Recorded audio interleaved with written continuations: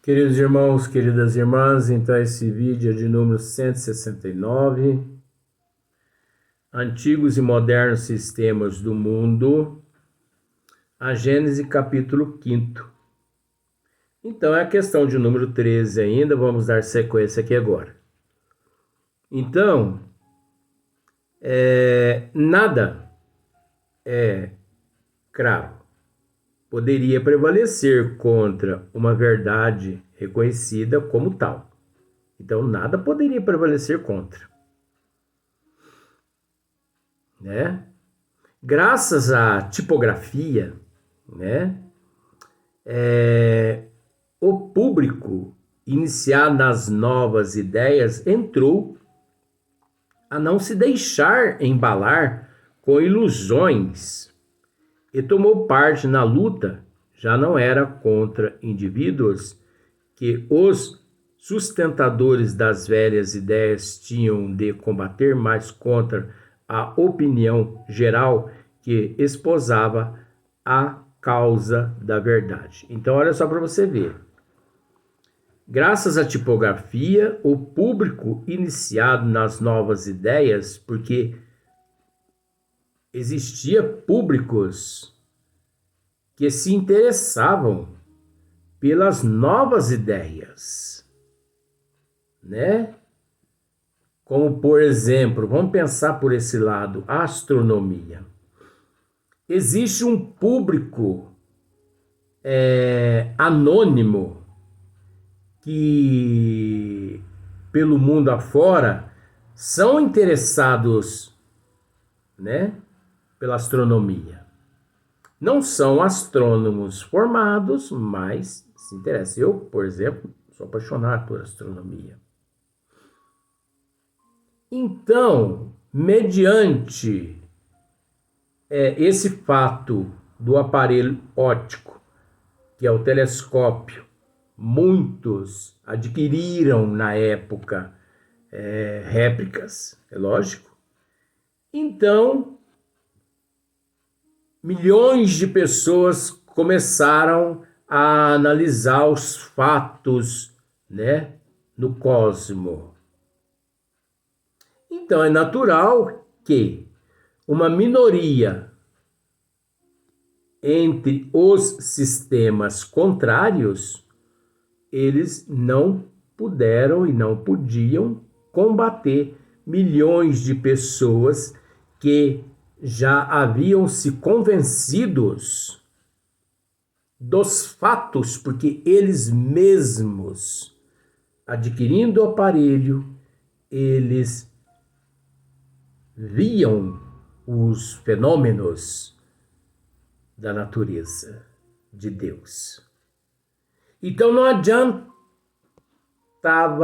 ou não adiantaria nada um contrário chegar e dizer isso é ilusão, que ninguém acreditava neles. Porque a melhor coisa que existe é você encontrar-se respaldado na verdade. Então muitas pessoas às vezes chegam e me dizem assim: Luiz, você vê espírito? Vejo. Você não tem medo? Medo? Por quê? Aqui do meu lado tem vó, Marcílio e Cássio. Dizendo isso porque Marcílio, ele assumiu a responsabilidade da direção dos trabalhos. Agora, recentemente, ele assumiu a direção dos trabalhos dos vídeos, né, do esmiuçamento. Porque vó tá com a outra programação aí e ela tá com a cabeça branca de preocupação. Então ela anda muito preocupada. Então ela pediu a gentileza do nosso irmão Marcílio se ele não podia assumir a responsabilidade. E ele gentilmente assumiu. Mas vó tá cabeça branca. ela está tomando 10 Rivotril por dia. Acho que por noite também. Agora, lograr êxito é outra coisa, né? Então, você vê os espíritos. Ora, qual a novidade nisso? Eu vou em velório, eu vejo os espíritos. Eu ando para rua, eu vejo os espíritos. Eu vou no cemitério, eu vejo os espíritos. Gente, os espíritos estão em toda parte. Espírito nenhum faz mal a ninguém. O espírito só te faz mal se você encontrar-se com a tua imunologia espiritual desestruturada. Porque semelhante atrai semelhante. Mas o mal que ele vai te causar também não é assim. Ele vai te dar uma facada e tal, e tal, e tal, e tal. Mas ele vai aproximar-se de você, vai te imantar com as energias de sofrimento dele e vai te levar você para a UPA, vai te levar você para o hospital, você vai ficar internado e acontece tantos problemas assim. Comigo já aconteceu algumas coisas assim, né? Então, graças à tipografia, o público iniciado nas novas ideias entrou a não se deixar embalar com ilusões e tomou parte na luta. Já não era contra indivíduos que os sustentadores, né, dos sistemas das velhas ideias tinham de combater, mas contra a opinião geral da humanidade que esposava a causa da verdade, né? Então, se antes esses contrários que existiam dentro dos sistemas, antes eles tinham que lutar contra, por exemplo, 50 cientistas. Daí alguns meses eles teriam que encarar 1000 pessoas que estavam a favor daqueles 50 cientistas. Aí eles não tinham força, porque os 50 cientistas embasados nos fatos, né? Qual grande é o universo em face das mesquinhas proporções que nossos pais lhe assinavam, né? Então, qual grande é o universo em face das mesquinhas proporções que nossos pais lhe assinavam? Gente, qual grande é o universo? Nós não temos capacidade evolutiva de entender o tamanho do universo. Primeiramente, que ele é infinito. Ele não teve princípio e não tem fim. E por incrível que pareça, ele não teve princípio e não tem fim, e é obra de Deus. E Deus está além do universo. Além dos universos. Eu sou considerado louco, doido por isso, por dizer essas coisas.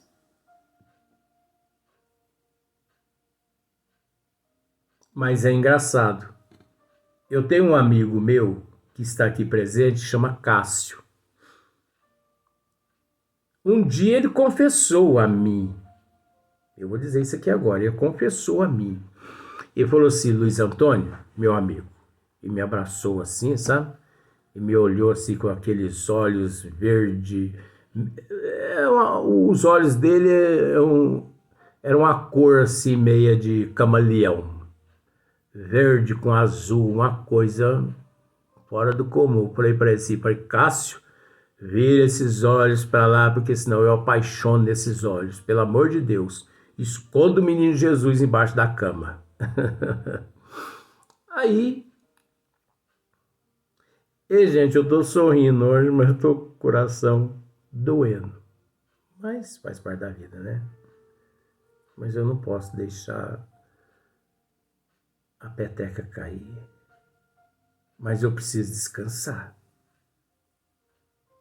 Eu preciso descansar, eu vou descansar. Então, ele me disse assim, o Cássio, está fazendo uns 5 meses.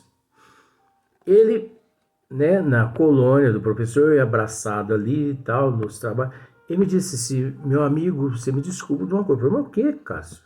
Tá ficando doido? Pirou? Não tomou seu Gardenal hoje? Foi porque eu assisti aqueles vídeos que a minha mãe me mostrava, e por respeito à minha mãe, porque eu sempre a respeitei, mas tinha hora que às vezes eu assistia por assistir, e depois, se ela me perguntasse alguma coisa, eu podia até dizer que tinha entendido tudo, mas não tinha entendido nada. Porque parece que você estava falando em outros idiomas, é porque eu não estava compenetrado. Mas depois que eu retornei à pátria espiritual, que eu me compenetrei, olha, meu amigo, eu quero te acompanhar sempre. E eu falei, mas você já me acompanha há muitos séculos, Cássio. Você sabe quem você foi.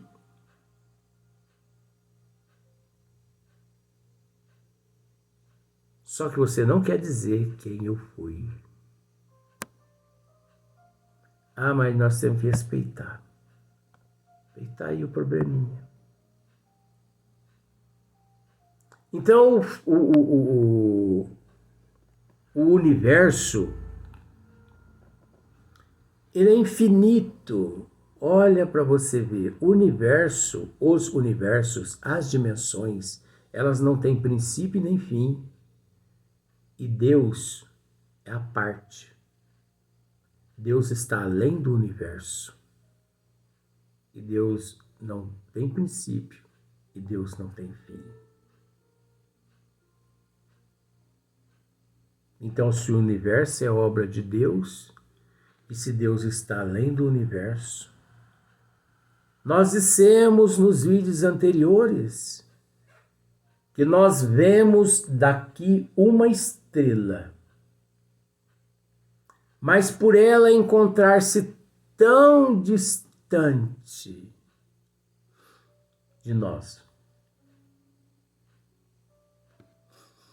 os astrônomos estudando essa estrela, ele consegue com os aparelhos enxergar com os aparelhos 5 estrelas, porque tem aparelho que ele consegue visualizá-las de uma distância mais próxima que a nossa visão.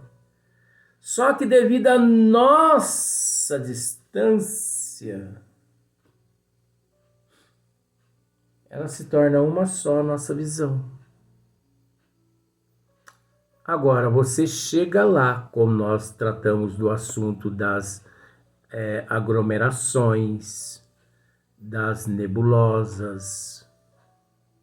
Você chega naquela aglomeração, ela deixa de existir, porque aquela aglomeração, ela aglomerou devido à distância que nós nos encontramos. Mas quando lá o Hubble chega, ela deixa de existir, porque ela está toda esparsa. Assim é a nebulosa. E os cientistas dizem eles que a nebulosa é o berço do surgimento das estrelas. Ai, que pobreza! Qual grande é o universo em face das mesquinhas proporções que nossos pais lhes assinavam? Quanto é sublime a obra de Deus, desde que a vemos realizar-se conformemente às eternas leis da natureza, desde que as vemos de acordo com as eternas leis de Deus, da natureza de Deus. Mas, também, quanto tempo que de esforços do gênio que de devotamento se fizeram necessário para descerrar os olhos à criatura e arrancar-lhes, afinal, a venda da ignorância. Quantos milhões de gênios, quantos milhões de missionários se sucumbiram aqui na Terra. Se sucumbiram no sentido assim, que foram sacrificados, que se sacrificaram. Tudo em prol da autoevangelização da humanidade. Porque se sacrificar e se sucumbir nem sempre está relacionado ao fato deles te pegarem e te colocarem numa fogueira. E sim também o fato de você viver confinado, de você se abster de tudo quanto é coisas materiais, mesmo a gente não sendo perfeito, mas em prol daquele ideal, daquele objetivo, daquele compromisso. Não é? Então nós precisamos agir com responsabilidade. Que te foi confiado? Que te foi confiado? Morras, mas não perca a dignidade. Perca tudo, mas não percas a dignidade. E uma outra frase, se você quiser escrever: cresça e floresça onde fores plantado. Cresça e floresça onde fores plantado ou plantada. Que isso significa? Na casa de meu pai há muitas moradas. Nós não temos que ficar procurando chifre em cabeça de égua, com todo respeito aos termos. Lá é minha missão, aqui é minha missão, lá é minha missão, aqui é minha missão. Não, a nossa missão é sobre a terra. Não é em país nenhum. Não é em país nenhum. E também não é em cidade nenhuma. A nossa missão é sobre a terra. Cresça e floresça onde fores plantado. Onde fores. E não onde se encontra plantado, que é diferente. Porque às vezes você foi plantado num lugar que não te agrada. Então, cresça e floresça onde fores plantado. Resumindo também, não devemos reclamar trabalho, não devemos reclamar serviço. Se te pedires para varrer, vai varrer. Se te pedires para ir trocar fralda de paciente, vá. Se te pedires para dar banho, vá. Se te pedires para trabalhar como gari, que é uma profissão muito digna, que se diga a verdade, vá. Não é vergonha nenhuma. Vergonha é matar. Vergonha é roubar. Trabalhar, não. Se te pedires, vá reciclar. Saia reciclando pela rua.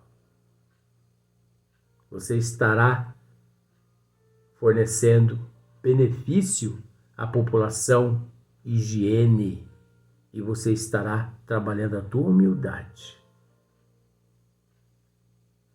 Porque tem pessoas que são tão orgulhosos, mas por causa do sistema da sociedade que não pode vê-lo ali reciclando o lixo, que ele morre. Mas ele não permite ser visto nestas condições. E eu, por incrível que pareça, você pode não acreditar, mas eu, na minha existência, eu já pedi esmola. Tá vendo só como que eu sou natural? Não tem vergonha, não. Gente, eu não tô aqui para satisfazer ninguém, não.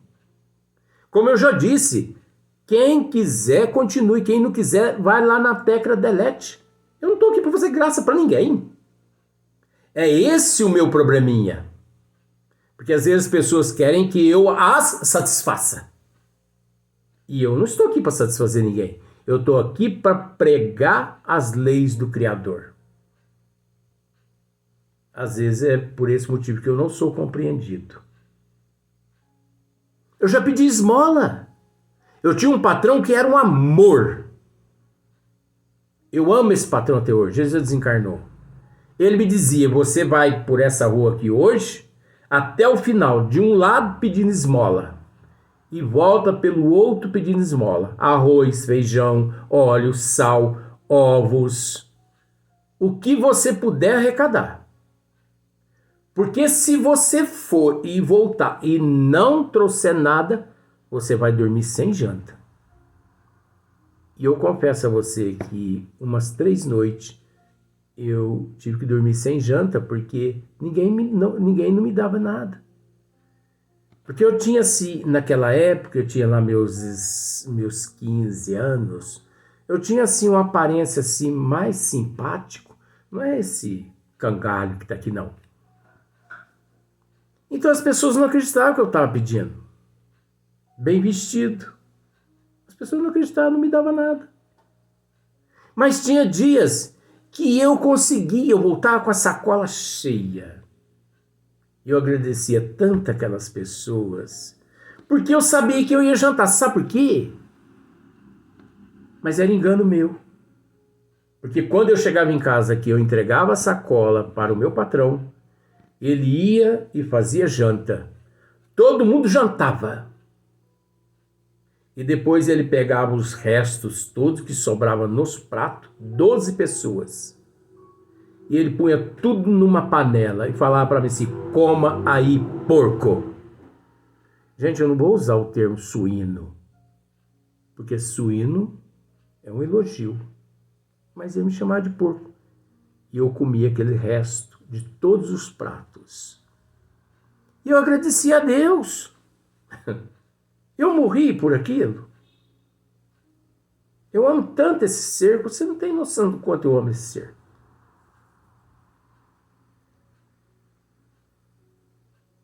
Graças a Deus que esse ser apareceu na minha vida. Porque ele conseguiu me mostrar um caminho que leva a Deus, a Jesus. Porque não tinha ninguém por mim naquela época. Eu não tinha força para brigar com ele. E eu não podia brigar com ele, porque ele estava sendo um instrumento do bem para poder me lapidar, porque eu precisava passar por aquilo. E tinha dias que, às vezes, mesmo eu conseguindo, não sobrava resto de comida nenhuma. E eu tinha que dormir sem janta. Mas eu sabia que no outro dia, lá na escola onde nós trabalhávamos, algum resto de sopa sobraria nos fundos dos tachos na escola. E as cozinheiras me davam. Era onde eu comia. Uma semana, às vezes, eu me alimentava 1, 2, 3 vezes só por semana. Reclamando? Não. É para mostrar que hoje a humanidade tem tudo, mas priorizam Barrabás, priorizam César. As pessoas não sabem o que é passar aperto. As pessoas não sabem o que é vir de Montes Claros até Belo Horizonte a pé. Eu, com 14 anos, vim de Montes Claros até Belo Horizonte a pé. 3 dias andando a pé sem comer e bebendo água de enxurrada nas beiras dos asfaltos e dormindo nos bueiros. Então, eu já pedi muito esmola. Eu já dormi muito embaixo de viaduto. Comigo não tem luxúria. Eu não faço graça a alguns sistemas. Eu não procuro sorrir para a sociedade que é falsa, que bate pelas tuas costas porque você tem dinheiro no bolso, mas que quando você nada tem no bolso, são os primeiros a te jogar lá no cemitério. Eu não cultivo esse tipo de amizade.